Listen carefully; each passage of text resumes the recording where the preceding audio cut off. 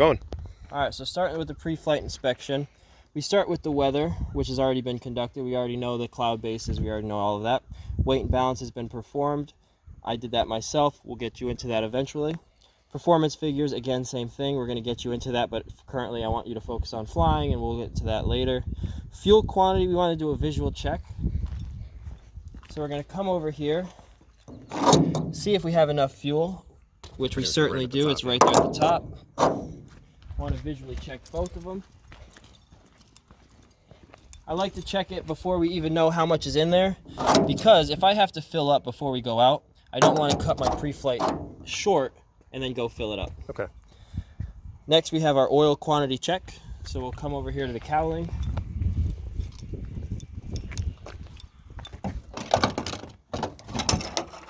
Open this up. We have our oil right here, and we're looking for 6 to 8 quarts. So as we pull it out, you can see the line is actually slightly below the 6. Right. But that's because the engine was just being utilized. Okay. So we still need to wait for the oil to get to the bottom of the tank. For it to settle. Yeah. Right. We're pretty much about 6.5 up here. So that's a good check. Okay. While we have this open too, I like to double check everything in here. Make sure there's no drips, no leaks. You're going to see like dried spewed stuff at the bottom. That's fine. Just as long as you don't see anything actively leaking. Right. Over here it looks clean and clear. No broken wires. Okay. So sorry. Good. Oh, you're good.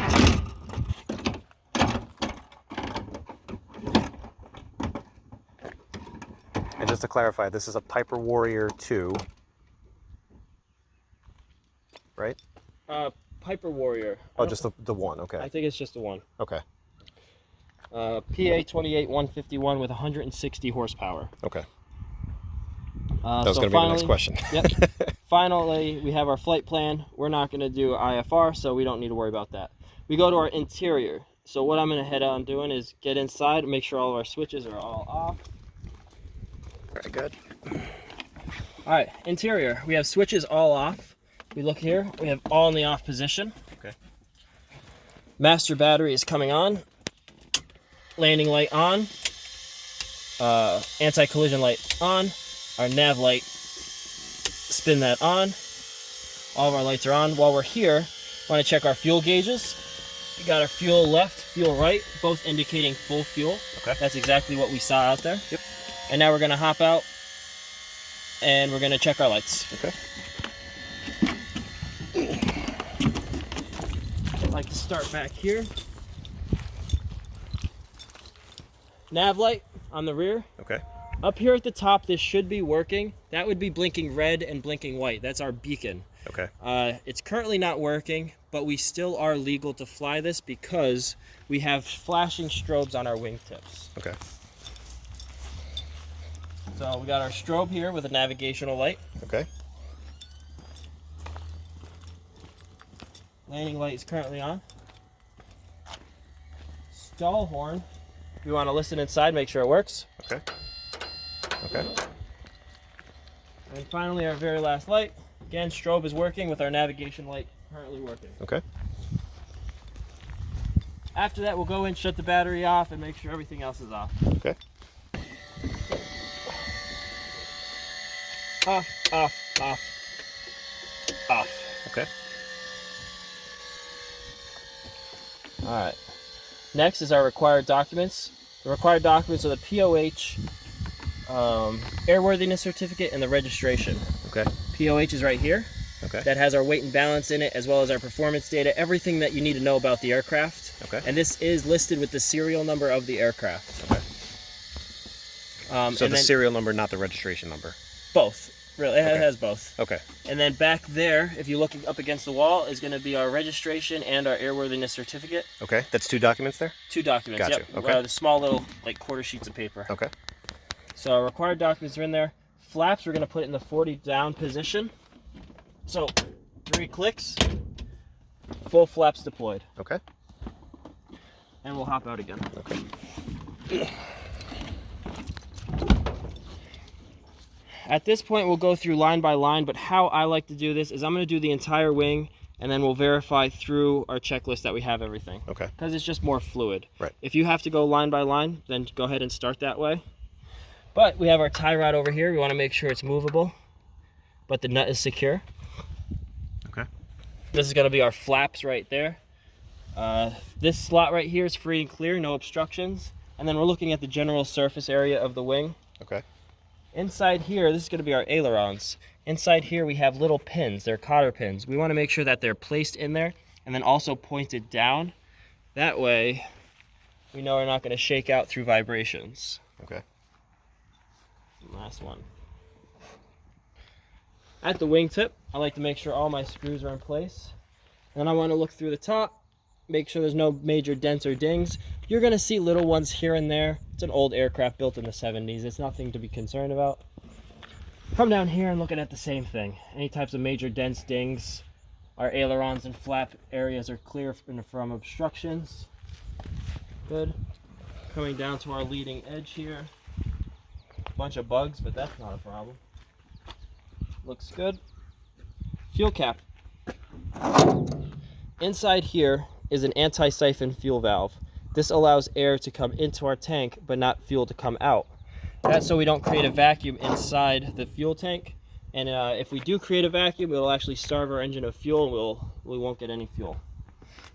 We have our foot vent that starts right there. It's free and clear. Okay. And then last, we have to do a quick sump, which will take this guy here. Okay. Right above the tire. Up real quick. We're looking for clarity. We're looking for that blue color.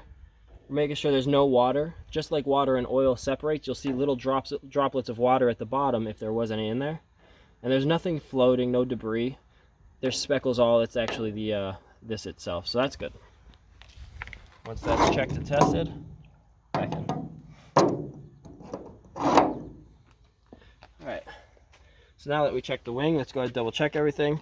Tie rod was in there, movable. Flaps and ailerons we checked. The wing tip was clear. Fuel cap with the vent is clear. Fuel sump looks good. Air inlet right over here. Pitot mast. Pitot mast is only on our left wing, so we'll check that on the other side. Okay. So now we can move to our main gear. We have two main gear. One on here is the two rears, and then we have our nose gear in the front. Our main gear, we're looking for our tires, making sure that there's no bald spots, no cord showing. Our strut, we want 3 inches of strut exposed. General rule of thumb, 3 fingers. It's looking a little low, but at the same time, we'll be fine here. I'll let Justin know, see if he can pump some more air in it. These are actually called oleo struts. They're a mixture of air and oil. That's what provides the cushion for our aircraft. Okay. We have our caliper right here. Our brake pads are going to be right in there. You can see that they're installed right up against our brake discs. And then if you look back here, we have our black lines. Those are our brake lines. Okay. We want to make sure that there's no red fluid. The brake fluid is going to be red. There's nothing dripping, no leaks, which looks pretty clear to me. Okay. So we checked the main gear, and now let's double check our checklist. Strut, we got that 3 inches. Tire condition is good. Brake pads are installed and in place. Hydraulics, all good, no drips. Okay. Nose section, we'll start with the windshield. Windshield is free and clear of all cracks. It's in generally good condition, no damage. Clear. Prop and spinner. This guy right here is considered our spinner. I like to run my hand over these screws right here to make sure there's no loose screws. Prop is in good condition, no major dings or dents or damage. All right. Our air inlets. So we have 2 air inlets here. So we have this one. This is going to be considered our engine cooling inlet. So if you look inside here, this is going to be our actual engine. It's got the little fans, the little fins in there, because it increases surface area of our engine. So more heat is able to escape. And as we fly through, the air goes into there, creating the Venturi effect. High pressure, low temperature air, that actually increases the cooling as well. And then down here, you also have this air inlet. This is actually going to be the air that mixes with our carburetor, mixes in our carburetor with the fuel to burn inside our engine. You can see the starter on this aircraft. I don't believe that's open on the other one. But good. And then for our nose section, windshield, prop, cowling. We get enter this cowling as well. Looking for the same exact thing. Any type of drips, leaks, anything out of the ordinary. Nope, looks good here. You know, you'll see different parts. Over here is our brake fluid reservoir. I like to open that up, make sure it's in there. Could be hard to see, but we're in. Got an oil cooler right here. Your 2 cylinders on either side. So there's a 4-cylinder aircraft, 2 on here, 2 on the other side. It's going to be horizontally opposed, so that's how you have 2 on either side. Over here, you're going to have your spark plugs. You have 2 on the bottom plus 2 on the top. And then what's operating those spark plugs is over here, you have a magneto. This aircraft does have an electric magneto and a mechanical magneto on the other side. Right here, auxiliary fuel pump. This piece in here, that is going to be your engine-driven fuel pump. And then way at the bottom, might be kind of hard to see, right there where that orange tube is coming in, that's going to be the start of our carburetor. So that's where our air is mixing with fuel. And then this orange tube is actually going to be our carb heat, which takes the surrounding air from this exhaust shroud and it just pulls it in, melting any ice. Okay. So, free and clear in there.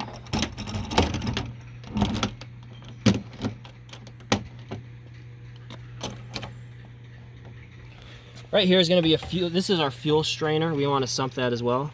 Because it's the strainer, if there's any contaminants in our fuel lines, this is kind of where you'll find it. Because there we go. Blue, free of contaminants, no water.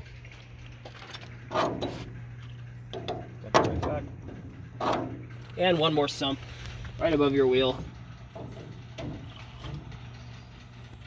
Blue, free of contaminants, no water. Okay.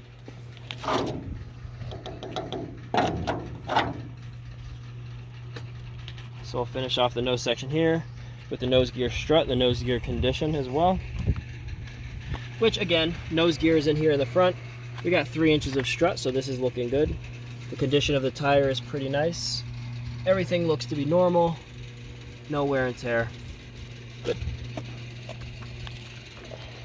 Now on the checklist, we will go back to our wing and our main gear section. So before we move forward, just pointing out that the exhaust should be part of that as well, right? Verifying that the exhaust is clear. Yeah. Just double check the exhaust. Okay. It's not something that I had in the checklist, but go take a look.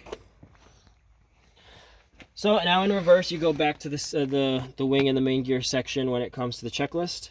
You're going to notice this left tire is always going to be in a little worse condition than the right. That's because we make that hard left-hand turn on the runway. So we pivot on this tire when we introduce our toe brakes. So just basically when we make that turn, it grinds the tire down. There are a little bit of flat spots here, but as long as there's no cord showing, it's still fine. Okay. Now, again, 3 inches of strut. We definitely have it here. We have our caliper with our brake pads against our brake disc. And one more time, our brake lines in the back, that black line. No red drips, no leaks. Looks good. Okay. Coming through. Anti-siphon fuel valve, once again, it's in place. Vent, free and clear. Checking our leading edge. And right here about our stall horn, if you come down, you'll find our pitot mast. This is what provides pressure to our altimeter, airspeed, and vertical speed. So the pitot mast has 3 different holes in it. You have your front hole, which is going to be your ram air. You have this bottom hole, which is a drain hole, as well as an alternate static source. And then you have your static source on the other side. It's a very tiny hole, maybe hard to see. Okay.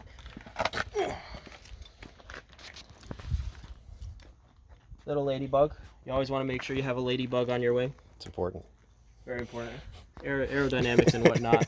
As the Wright brothers decided it, not me. Does assist with the lift. All right, screws all in place. Looking up for any dents, damages, rippling. Same thing down here. And I'm going to run through this one a little quicker because we already checked it. We have these in place. Little cotter pins. These are considered slotted flaps. Slotted flaps, what they do when they're deployed, the actual high energy air from down below comes out and redirects the air that's flowing over the top to reconnect it and energize it down our wing. Actually creates more lift. Without having this slot, you actually won't be able to utilize the full curvature of the flap. After the wing section has been done, we have the empennage. Empennage is a fancy word for tail section. So over here, we have our stabilator. We want to make sure the stabilator is free of any type of play. We don't want that. We want to make sure it's nice and tight, which it looks good. Look above and look below. Looks clear. Coming through, we have our little pins again. Actually, one thing I want to mention if you're going to record this, some good information. This right here is our trim tab. So the trim tab is what's being utilized when we use that little wheel between us. Now it's called, this trim tab is called an anti-servo trim tab. Because if you look how this works, if I want the nose of the aircraft to go up, I'm going to pitch the whole stabilator down. So with the stabilator down, it makes the nose want to go up, but this goes up in this direction, which makes the nose want to go down. Do you see that? Mm-hmm. So if I go down, it goes down. If I come up, it goes up. So it works opposite of the actual stabilator here. Okay. What this does is because this entire surface moves and moves that air, it creates a very sensitive control surface.